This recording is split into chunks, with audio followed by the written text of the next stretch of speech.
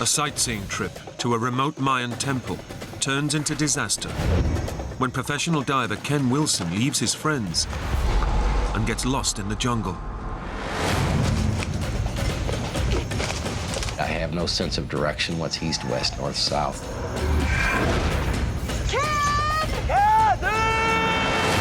He's lost. He's going further away. And now I'm really concerned. Now he has to learn to survive in this predator-infested hell. But weeks alone in the jungle will destroy his body and his mind. This is not right at all. There is something wrong here. I could already be dead, and I don't know it.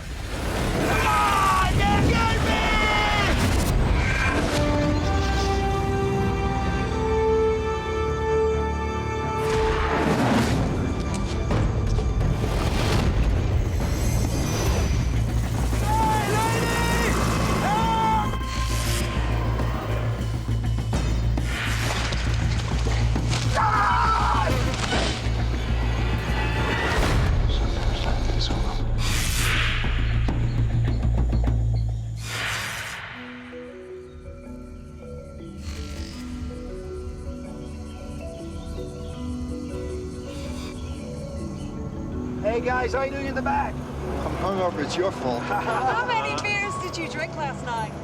Professional diver Ken Wilson and his employer and close friend Kathy Gorgens run a small tourist resort on the Mexican island of Cozumel. Hungover as well, aren't you? We sell fun. You're taking people to do something they love every day. And that's when people are happy. And that's the best time to be around those people is when they're happy. Ken, tell them about your first dive. Oh, Kathy, yeah. Well, I used to tend bar in Bonterre. For Ken, this was a chance to quit his job in construction, to do what he loves best, scuba diving. It's probably one of the most peaceful things you could do. You're totally weightless. It's almost a form of meditation. We'd love to take you diving, Ken, but you're wearing your wetsuit on back to front. Ken is like, I would say, something that you find like a rock and you think, oh, this is pretty, I'm gonna keep it. And then you shine it up and you find out he's a gem. Today, they're taking 2 of their customers to see the ancient Mayan ruins on the island. All right, let's check it out. Here we go. It's the last day of the holiday, and tomorrow they all return to the US. Hold on. We had 6 lovely days of diving. On the 7th day, we decided we'll walk around the ruins, work up an appetite, go have breakfast. Hey, you want a guide? No, not aggressive. But I'm a good guide. No, not aggressive. I'm the best guide ever. The Mayan ruins are all that remains of a lost civilization that lived on the island over 1,000 years ago.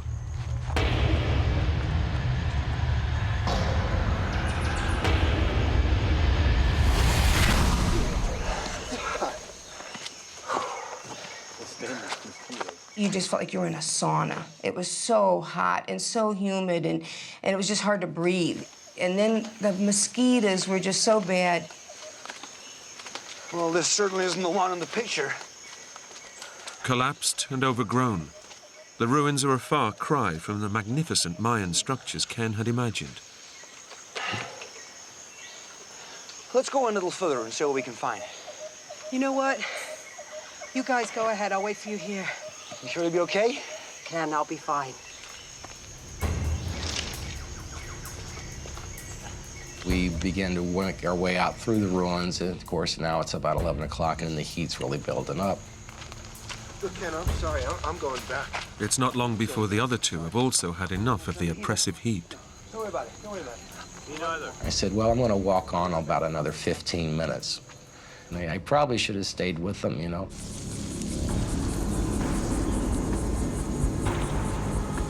Located in the center of the island, the ruins are surrounded by hundreds of kilometers of thick, impenetrable jungle.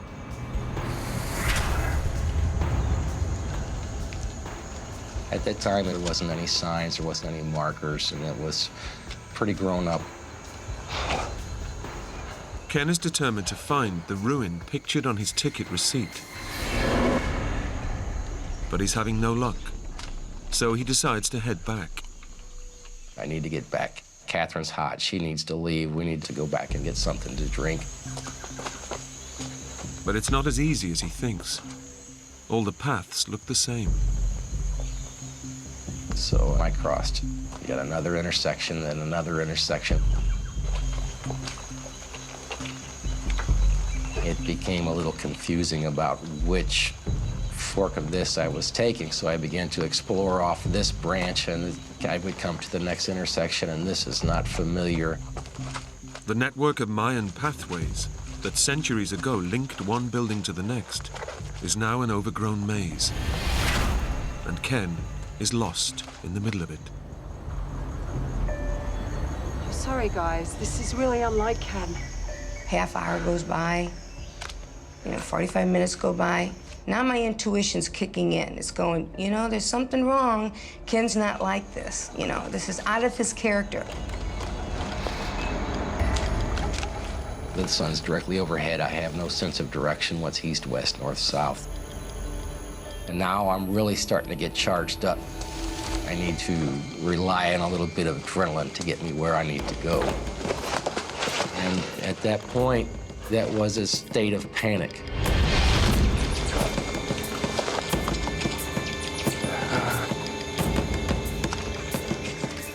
Then all of a sudden, an hour goes by, an hour and a half, and I said, that's it. There's something wrong here.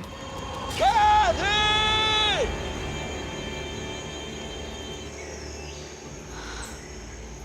We don't hear him. So I said, let's go back to the entrance. Maybe he's waiting for us back there. What was that? Then I heard this real faint call. That's Ken. That's gotta be him. Ken! Ken, we're over here!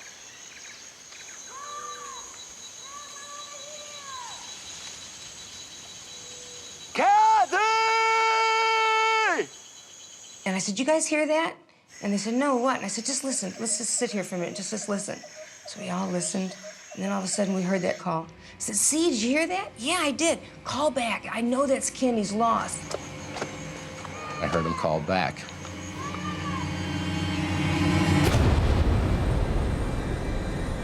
Thinking he can make out the direction of Kathy's voice, Ken makes a fatal error. And made the decision to leave the paths and go straight through the jungle to where I heard the noise.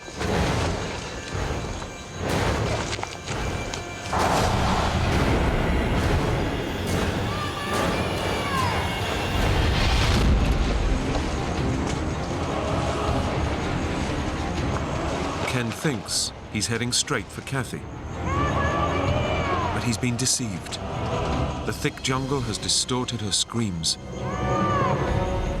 And every step he takes is leading him away from her and deeper into Cozumel's dark heart. Kathy! Kathy can no longer hear Ken's cries. And now I'm really concerned. He's lost. He's going further away. So whenever I didn't hear a response from the last call, it really gave a sort of sinking feeling. Kathy! He's hopelessly lost in one of the deadliest environments on Earth. In just 3 hours, it will be dark, and Ken will have to confront the terrors of the jungle at night.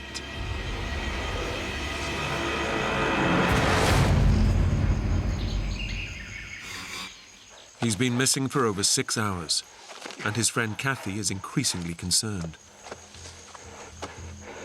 I asked some of the tour guys there, I said, can you help us? The guy is lost in there, and he didn't come out with us, and I'm really concerned he can't find his way out. Panic drives Ken forward, but he has no idea where he's going. I can still get out of here. Every minute I'm thinking I can still get out of here. But pushing through the dense forest growth is draining his strength. It really began to take a toll on me physically. The brush is so thick, you can never walk in a straight line for more than 10 or 15 feet. So I really have no sense of direction right now. I need to hurry up and get back, push harder, push harder. Would run into vines, which would tear up my ankles, and I would end up falling down again. It's 4 p.m. In just 2 hours, the jungle will be plunged into darkness. I might have covered 2 miles in that first burst of energy, but now I'm going really slow.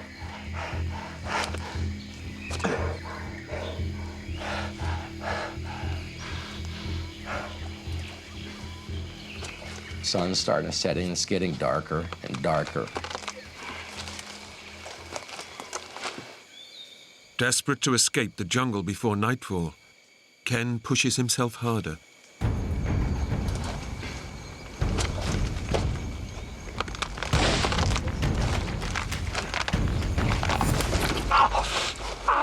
I had caught my leg in a hole, and I thought, well, I've almost broken my leg just now. If I break my leg, I can't walk out of here. And I decided to make my camp here for the night.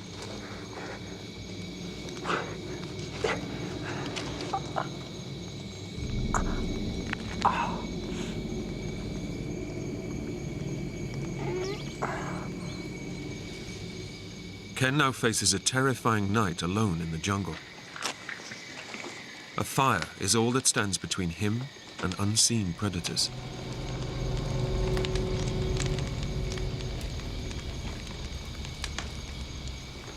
It was a little bit of an eerie feeling because I'm thinking there could be someone out there watching me. All around him, the jungle is coming alive. I could hear some kind of animal and occasional leaf rustling.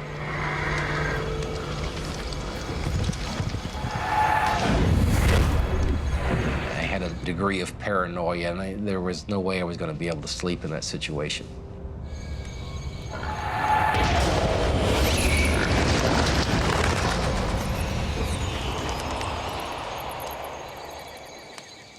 Scared and alone, Ken's thoughts turn to his friend, Kathy. Of course, in the back of my mind, I knew the whole time that I'm there that Catherine is going to be at the forefront of somebody looking for me.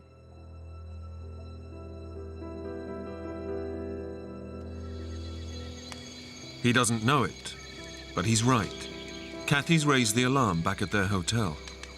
But at night, there's nothing anyone can do. I was crying. I was really upset. I just sat on the edge of the bed, fully dressed, just praying and praying, please, God, help him find his way out. Please help him find his way out.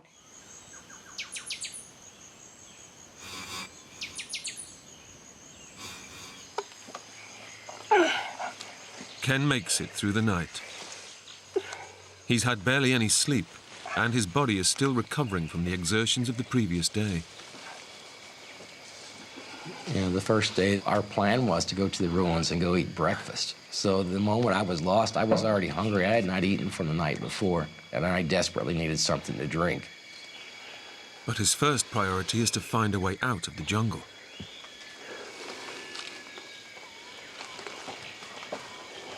His flight back to America is due to leave in 6 hours, and he's determined to be on it. As soon as the sun came up the next morning, I can still make it to the airplane. I can still make it. I can make it to the flight. Wouldn't it be something if they had all my bags packed and Catherine was at the airport and I ran in to get in line at the last minute? I can still do it.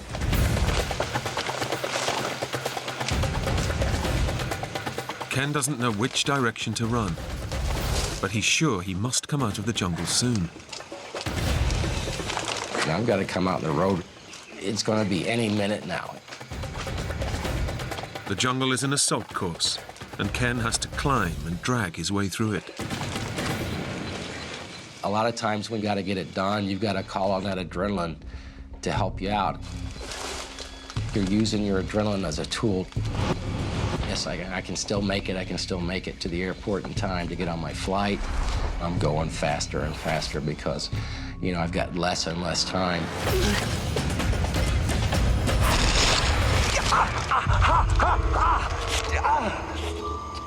But racing through the jungle is badly dehydrating Ken. And the lack of fluid is causing crippling muscle cramps.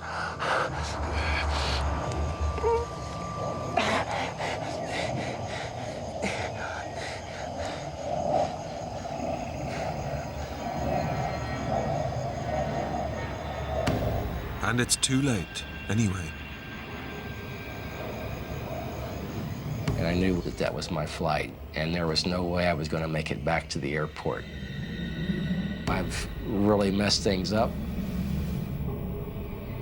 As far as he knows, Kathy is on her way back home, and he is on his own.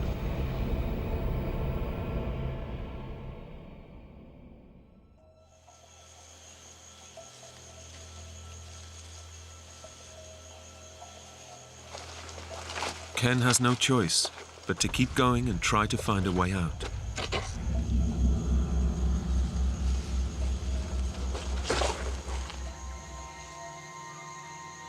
As the day goes on, it's just sweltering.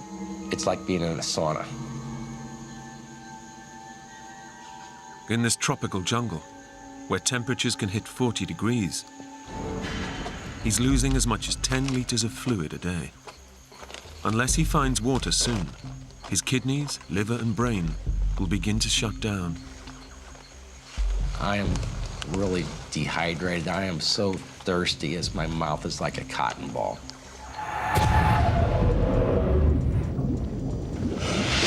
You don't care whether the water's dirty or not. Any water will do. It's not a lot, and Ken risks deadly bacteria. But then he hears something to give him hope. I begin to hear this drone, this sound. I said, this has got to be the highway. I can hear it.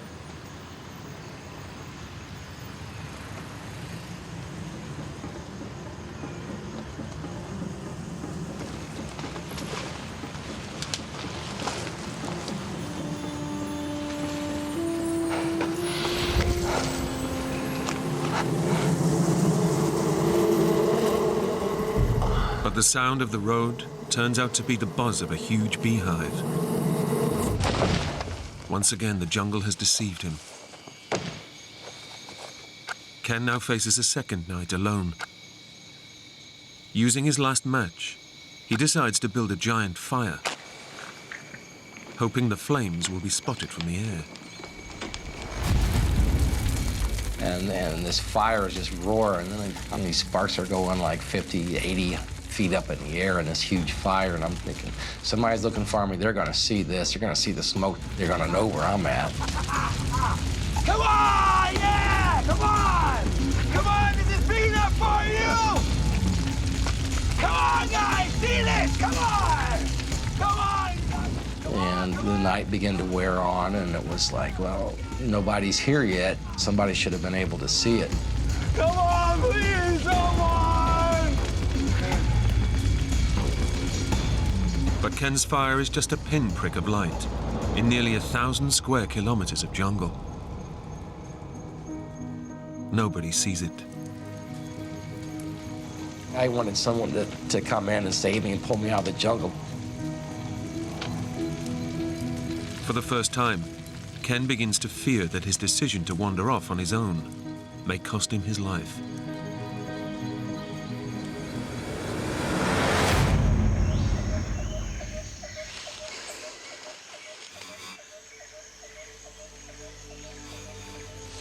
I'm from Missouri, the middle of the United States. I couldn't be further away from where I was grown and was raised, and everything is unfamiliar to me here.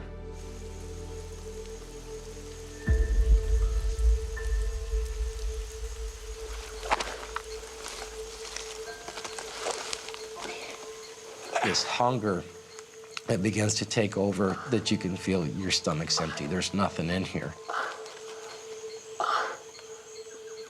He's past the point of caring where the food comes from or what it might do to him. I found this gourd that was about the size of a cantaloupe that grew in a tree. And I took a taste of it. It tasted like, I can only describe it as the way lighter fluid smells. And I thought, you know, this is really toxic. God. Oh. The biggest aggravation of that was these blood-drawing flies that would just take a big hunk of skin out of your leg. It was like a deer fly, we would call them back home. something small the size of a housefly that would bite into your flesh and draw blood, and obviously had some kind of bacteria, and it would cause some swelling. Unknown to Ken, his friend Kathy is spending thousands of dollars of her own money to launch a rescue mission.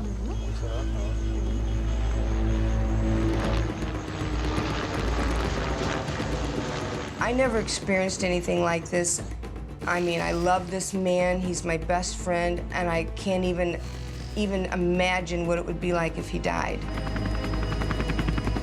Finding anyone hidden under a canopy of leaves spanning hundreds of kilometers would be almost impossible.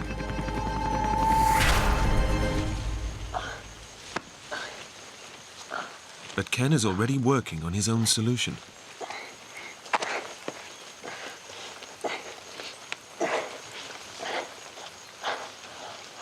And I climb up this tree and start looking around, and I see nothing but jungle. No matter which direction I look, it's just jungle.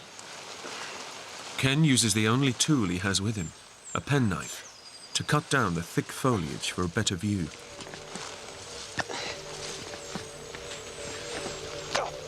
Damn it!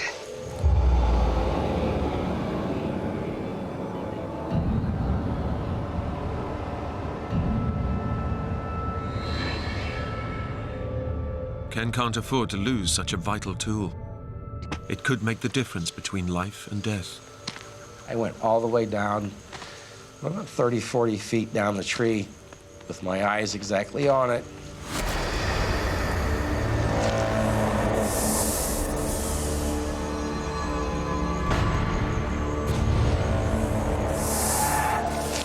His route is blocked by a deadly python, and his only weapon is out of reach. And I'm thinking, well, this is not something that I want to have wrap itself around me.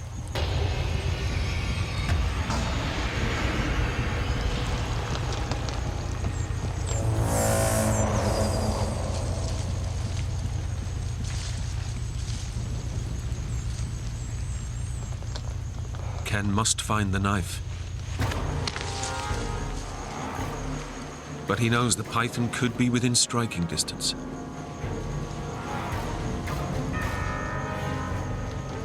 And I could not find the knife. I looked around in the leaves, couldn't find it. And something else is lurking in the jungle. I can hear this noise. It was really heavy. I could hear sticks breaking. Kept getting louder and louder.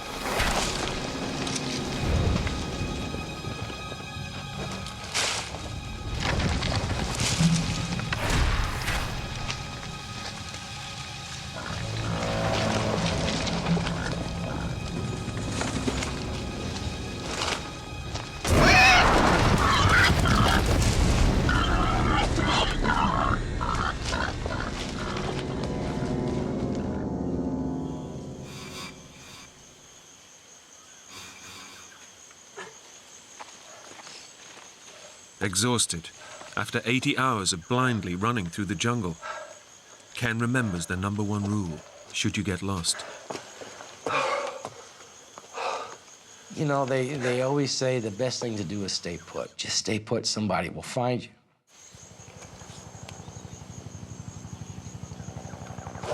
Almost immediately, his prayers seem to be answered. There has to be some kind of search going on. I decided I'm gonna climb up this tree and I'll be able to flag down this helicopter that I can hear in the distance.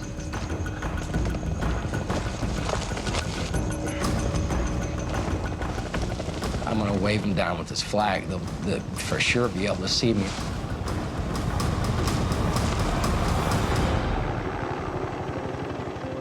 The helicopter is definitely searching the jungle. Kathy's come through for him. Hey, I'm over here! Hey, over here! And I see that they're gonna start searching this area, and here I am. I'm gonna be out of here. It's over now. Look out now! Here! Guys, look! oh, this is great. They brought in some kind of American search team. I'll be out of here, lickety-split. Look down! Come on! Look down! I'm here! Come on, please! I can see this lady inside the helicopter with white tennis shoes with laces. She's wearing gold-rimmed glasses, has blonde hair. Hey, come on! I can see every detail. If I would have had a rock in my hand, I could have hit the lady inside the helicopter. I was that close. I'm below you! It was like a for sure moment I was going to be found. That's it! Yeah, that's right! Come on! Look down! I'm here! Come on! Come on, please! But it's not Kathy. The lady is talking to somebody on the other side, and it just keeps going. Come back! Come back! I'm here! God damn it! Guys! Come back! Ah! Ah! Come on! The rescue team haven't seen him.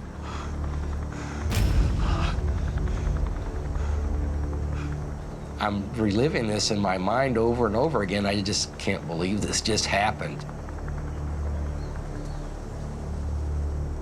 It was just devastating.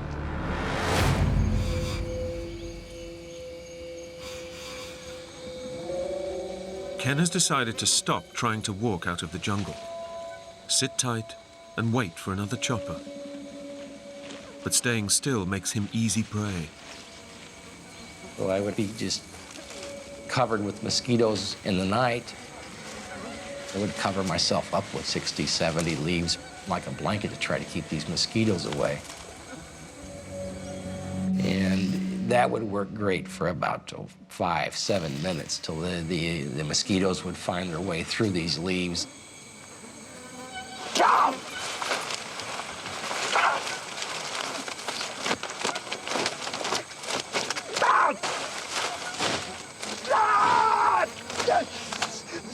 I'd have to jump up and just be totally aggravated and start slinging leaves around and just repeat the process every 10 or 15 minutes, every night. And it was the only way I could keep the insects and the mosquitoes from just eating you alive out there.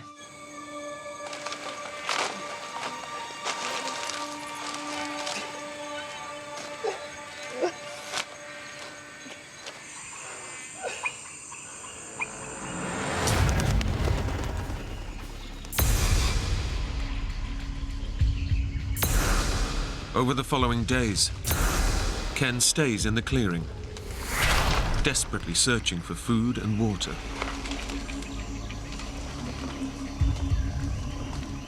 I found these plants that are growing in the tree limbs, and they're holding their own water.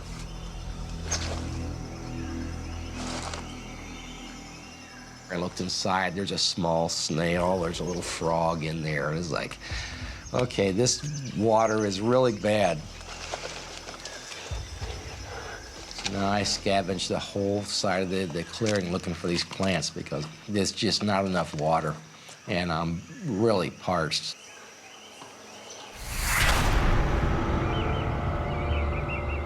I was sitting there dreaming about snow cones and popsicles.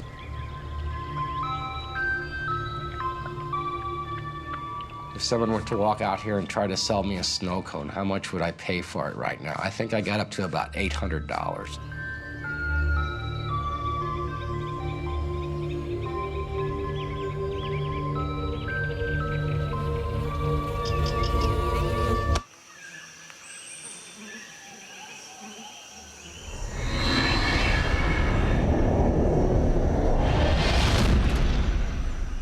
But Ken's daydreams are a dangerous distraction.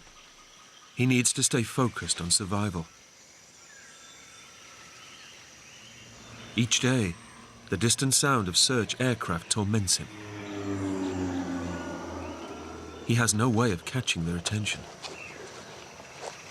They would come in over the jungle and then kind of shut their engines off to an idle and go to stall speed as they would try to peer into the trees to find me.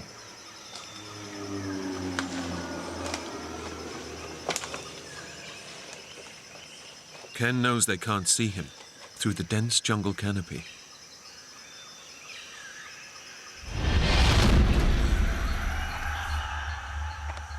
To make matters worse, he can't find the 2 liters of water a day his body needs, and he's starving. He hasn't eaten more than a mouthful of fruit in 8 days. I mean, my body's turned on itself now, and it's feeding on my fat and my muscle, and I'm really starting to lose weight. The jungle is winning. Ken is losing his grip. I'm in a situation where I'm not talking to another human being, which, if you really stop to think about it, is not normal. How many days does the average person go through and never talk to anybody, never hear a voice on the radio, never talk to anybody on the phone? I mean, it's not a normal situation.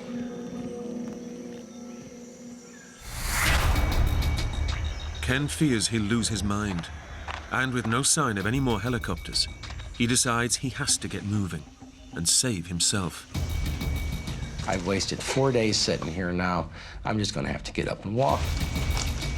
He's heading straight through the jungle maze, hoping to hit a path or road.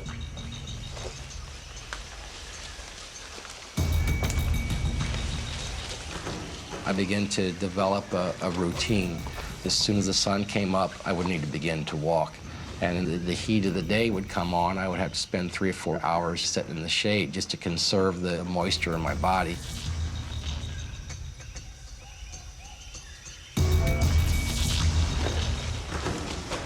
I wouldn't let negative thoughts influence my situation.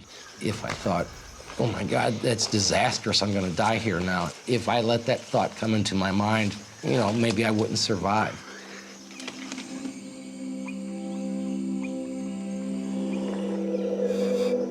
But days without enough water and more sleepless nights are pushing his body to the edge of human endurance. I would never sleep more than 15 minutes at a time because I knew there was a threat from wild animals.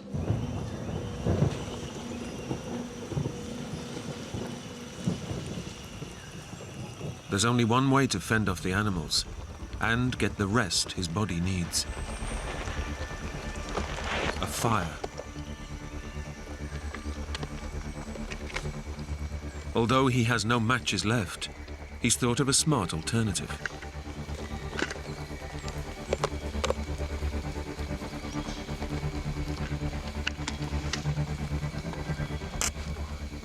I shorted the positive and the negative battery terminals in an attempt to start a fire.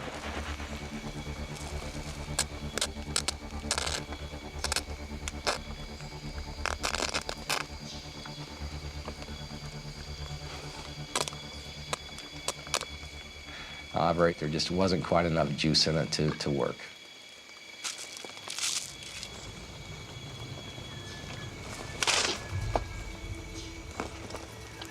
There's one last hope. I decided I'm going to try to build a fire using my shoelaces. Friction is the most ancient way of lighting a fire. With patience, it should generate enough heat to start a small flame. That went on for 3 hours, 4 hours. It would just get hot enough to smoke a little bit and stop, but everything there was so wet that the fire just wouldn't start.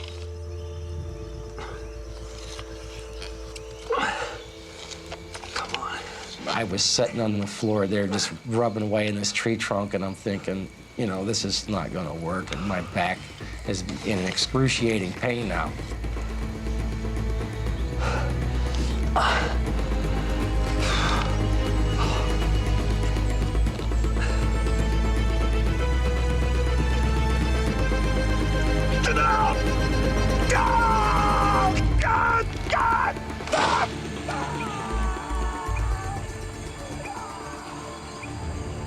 Everything Ken has tried has failed.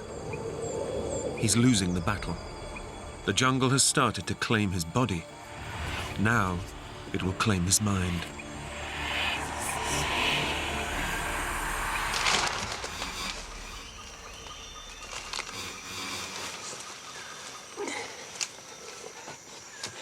In the last 13 days, all he's had to keep him alive are a few rancid fruits and dribbles of water sucked from plants. I was thinking all the time that this could go on forever, that I'm never gonna get out of here.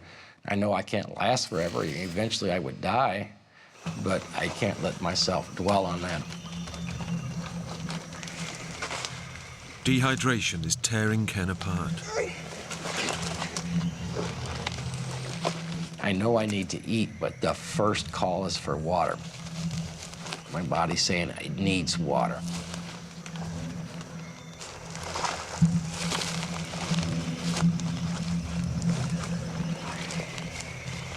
He's so desperate, he's forced to drink stagnant, dirty water.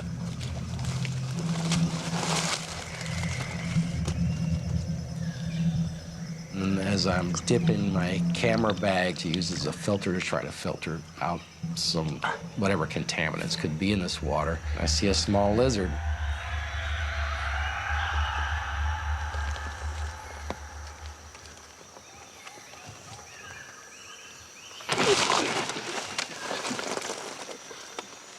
And this little lizard's about 4 inches long. I could just swallow it whole.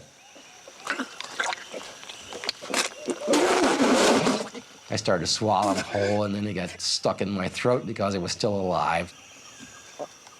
So then I killed him. He ended up being, I guess you could call that a meal. Desperation is pushing Ken to a place he's never gone before. Fantasy and reality are starting to blur. I began to build these elaborate scenarios about what was going to happen when I walked out of here.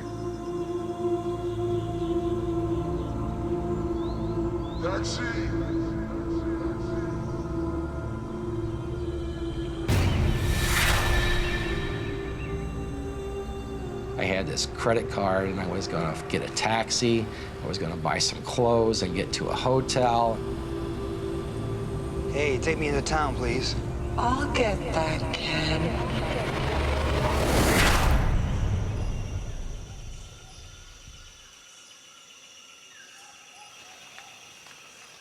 And it isn't just Ken's mind that is unraveling. His body is falling apart too. It was mostly my legs that were cut up from going through the brush. Those sores on my ankles weren't healing. I was beginning to be very concerned about if they were going to get infected or not. I found out that I've got these scabs on the upper part of my leg that are beginning to heal because they're dry.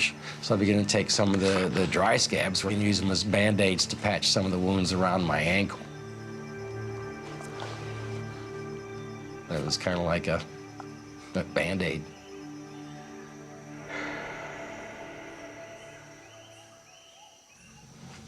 Ken's situation is desperate. Lost, alone and weak. He's being pushed to the edge of sanity.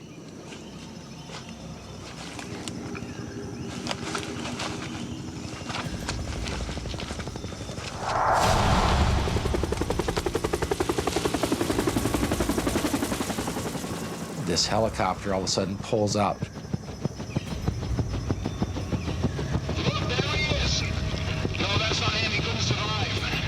There's some kind of loudspeaker in there, and I can hear what they're saying.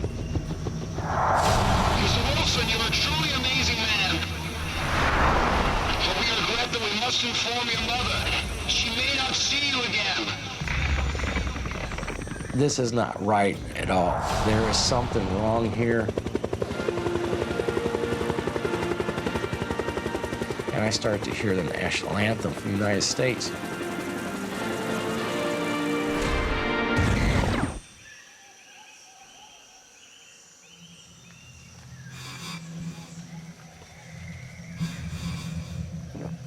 Ken is desperately trying to keep his body together. But after 2 weeks alone in the jungle, he's slowly losing his mind.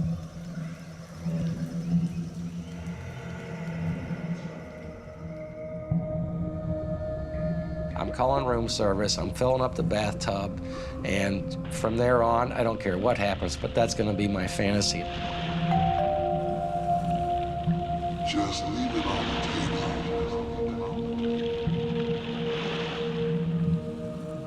table. He's increasingly drifting off into a dream world from which he might never wake up.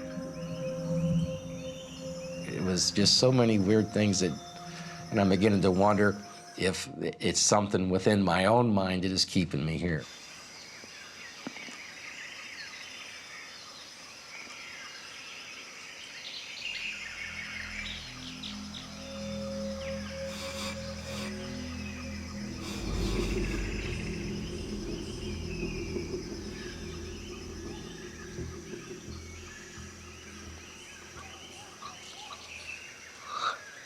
After 15 days of mental torture, it's all Ken can do just to stay alive. My body needed water so bad, it could never think anything but quenching my thirst.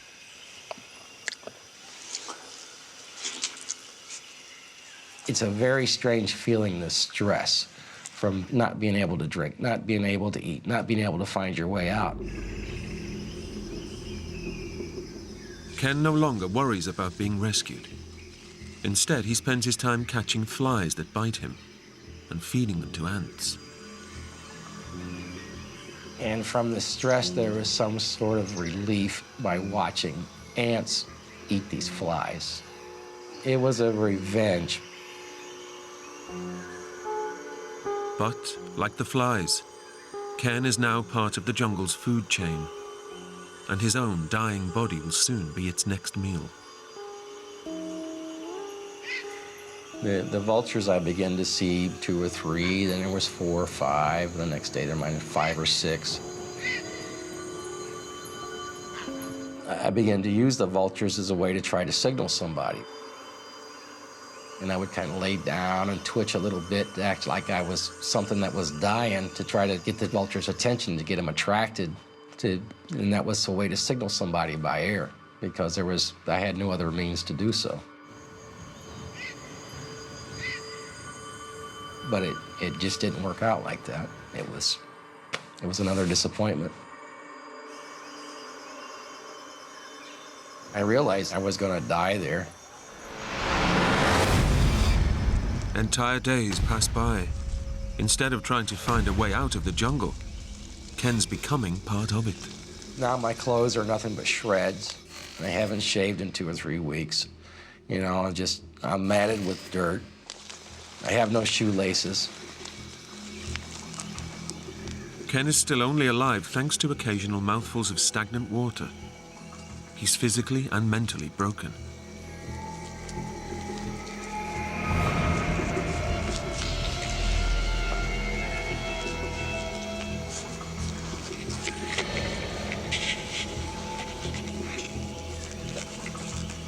I could already be dead, and I don't know it.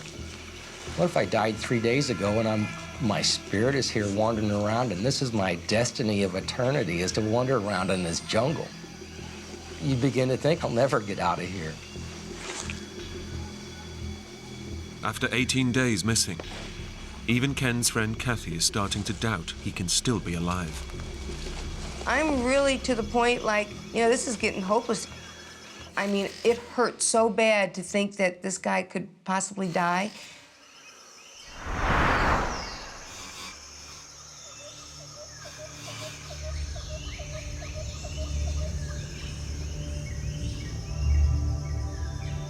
I just laid down and I dozed off a little bit. In a few minutes, I woke up and there was a woman standing there holding a baby.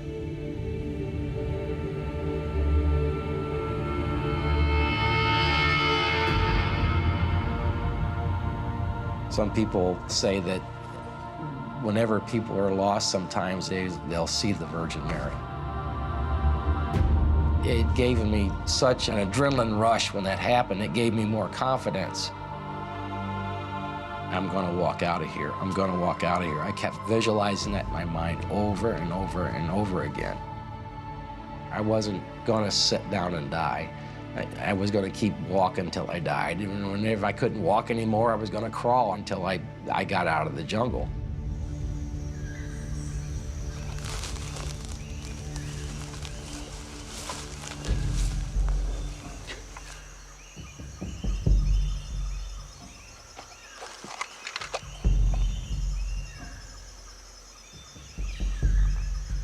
This is like one of the first things I've seen of civilization since I've been lost.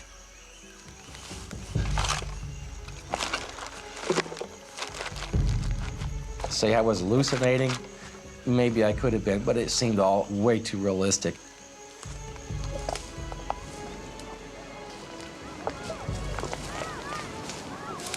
Once I had came out there, I knew exactly where I was because I'd been there before.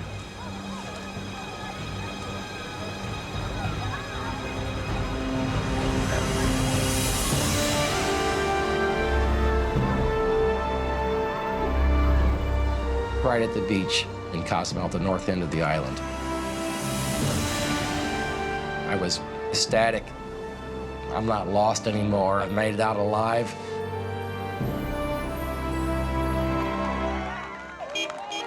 After 20 days fighting crippling hunger, dehydration, sleep deprivation, and jungle predators, Ken is finally safe. He had his hair packed, like spiked with mud, big cuts and scratches, and just looked like he's just been chewed up.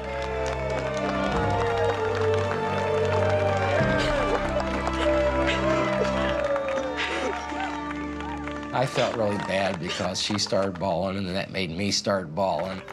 The tears were just rolling. We just couldn't let go for 10 minutes. I mean, we were just so thankful he was alive. It really brought us really close. Ken's recovery took 6 long months. To help cope with the ordeal, he returned to his greatest love, scuba diving. The experience changed the way that I think. The fact is, within 10 seconds, any of us could be gone. So I decided I should be more kind to other people. I should be more generous with what I have. I'm just happy.